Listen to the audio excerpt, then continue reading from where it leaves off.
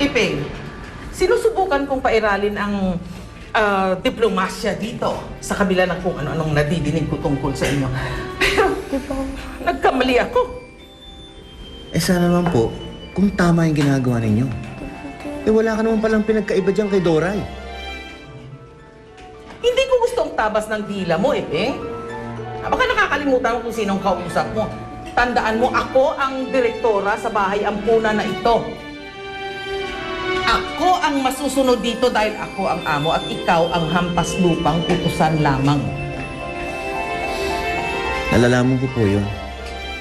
Kaya ako na may kumikilos lang ayon sa aking tungkulin. Eh sana kayo rin. Kung gusto niyong sundin kayo at irespeto, tratuhin niyo ng tama ang lahat. Lalo na itong mga kabataan. How dare you talk to me like that? Tinuturuan ko lamang itong mga batang ito dahil itong mga ito ay natuto ng magnakaw. Hindi po totoo yan! Hindi po kami nagnakaw! Hindi po kami sinungaling! Opo! Hindi po kami ganun! Mga atribida? Kita mo? Kita mo? Ma'am, hindi naman kayo nakakasiguro talaga kung sinong may kasalanan. Kaya kung maaari lang, maging patas naman kayo. Ako? Ako tinuturuan mo? Hindi ikaw ang dapat na magturo sa akin! My house, my rules! Kung anong sinasabi ko, yan ang batas na susundin ninyo. Dahil kapag kayo'y sumuway sa akin, Ipeng, mamili ka kung saan ka lalabas. Sa pinto o sa bintana. Tay, tama Pero- na po. Ano? Tay, tama na.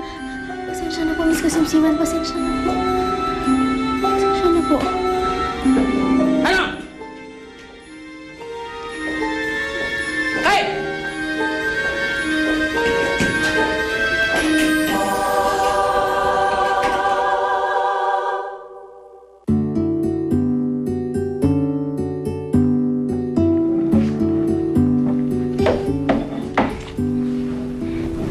Gelay?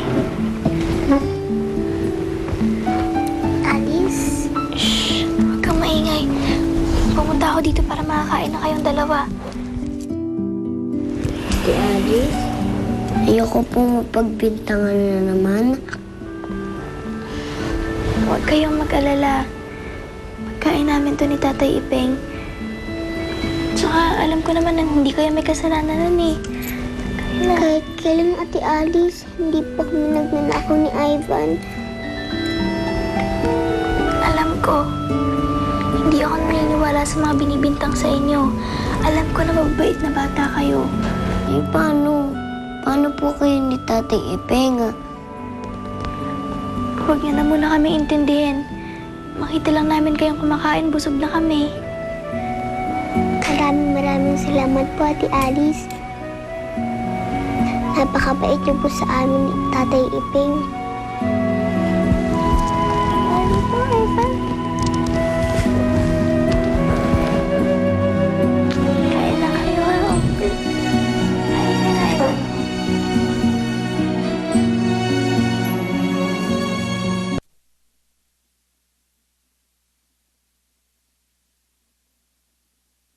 Ano po ang lungkot na nararamdaman mo? Naiintindihan kita kasi pareho lang tayong walang nanay.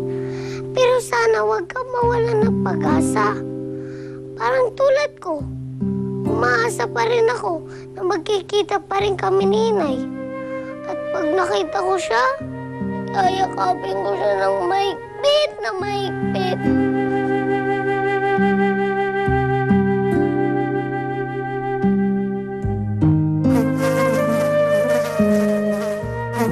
Chang, ayan na yung mga putakte. Dali mo mag-orasyon ka na, baka naman habulin pa tayo ng mga yan. Tom, akin ang mga sinunog na sangkap.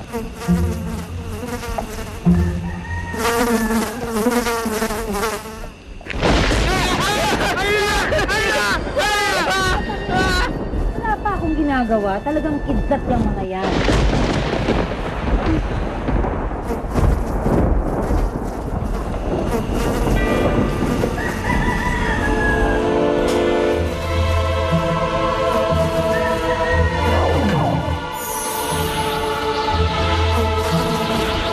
Mga putakti na aking kaibigan, humayo kayo at aking iutusan.